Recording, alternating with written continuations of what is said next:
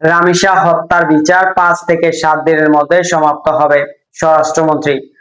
রাজধানীর পল্লবীতে 7 বছরের শিশু রামিসা আক্তারকে ধর্ষণের পর হত্যাকাণ্ডের ঘটনায় বিচার খুব সম্ভবত 5 থেকে 7 দিনের মধ্যে সমাপ্ত হবে বলে জানিয়েছেন স্বরাষ্ট্রমন্ত্রী সালাউদ্দিন আহমেদ।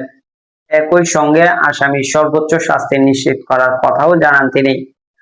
আজ রোববার সচিবালয়ে বাংলাদেশ সেক্রেটারি রিপোর্টস ফোরামে আয়োজিত সংবাদ সম্মেলনের প্রশ্নের জবাবে তিনি এসব কথা বলেন। এই সময় তথ্য অধিদপ্তরের প্রধান তথ্য অফিসার সৈয়দ আফদাল আহমেদ উপস্থিত ছিলেন। স্বরাষ্ট্রমন্ত্রী বলেন, নির্যাতন এবং ধর্ষণের ঘটনা সহ্য সীমার বাইরে চলে যাচ্ছে।